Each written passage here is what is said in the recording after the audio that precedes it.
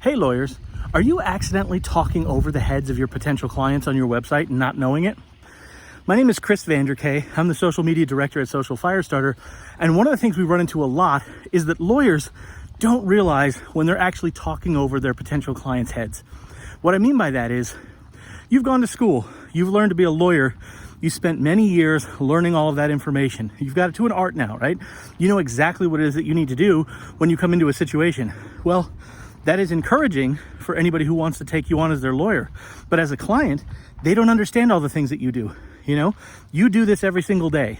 Hopefully, depending on the practice area that you work in, your clients don't do this every day. In fact, they may have never dealt with anything like this before in their lives. So this is all brand new to them, right?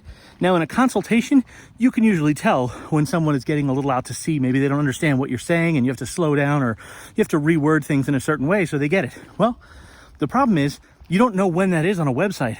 So you can't start at the place you would normally and then be able to pedal back if they're having trouble figuring something out.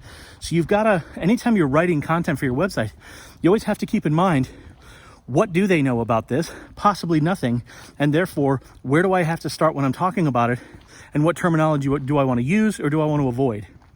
Now, obviously, you want to avoid legal terms and jargon that's going to make them confused, but it's not even just that. Sometimes, let's say for the sake of argument, someone came to their website, came to your website, and they were looking for information about a DUI they just got.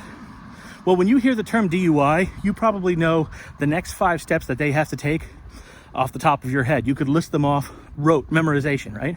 The problem with that is if you dove straight into that part, you've skipped the parts they don't know yet, because they're probably still back on the page where they're afraid their lives are ruined. They're afraid they're maybe going to spend time in jail. They don't know what's going on, right? So there are certain first immediate things that someone needs to understand before they can move on to start having the conversation they need to have with a lawyer. So it's just important to remember those kinds of things. They don't know as much as you do, and you always have to be thinking in those terms when you're creating content for your website. So if you have any questions about how you can do that, how you can make your website content more friendly to people who are not already lawyers, you can always feel free to reach out to us. We do this every day and we've gotten pretty good at it. Thanks.